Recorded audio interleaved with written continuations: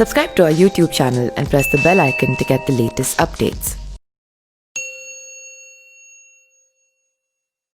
पुराने समय में एक राजा के महल के द्वार पर एक भिखारी आया।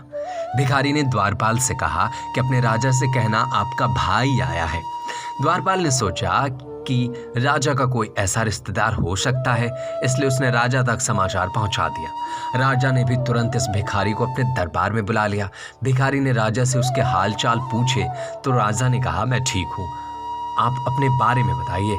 भिखारी ने कहा, मैं बहुत परेशानी में हूँ, मेरा महल जर्जर हो चुका है, मेरे 32 नौकर छोड़कर चले गए हैं, 5 रानियां वृद्ध हो गई हैं। ये बातें सुनकर राजा ने भिखारी को 10 स्वर्ण मुद्राएं दे दी।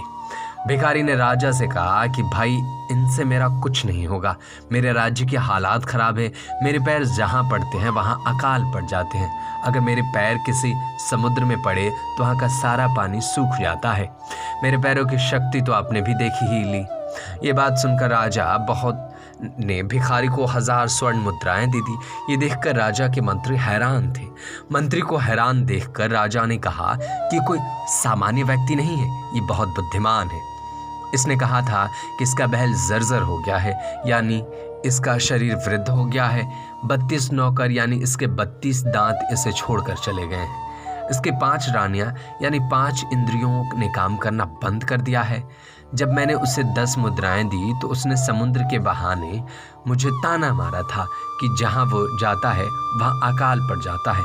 मैं राजा हूं, मेरे खजाने भरे पड़े हैं।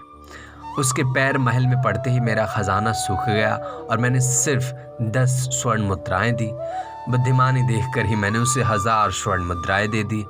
हम उसे अपने दरबार में सलाहकार नियुक्त करेंगे।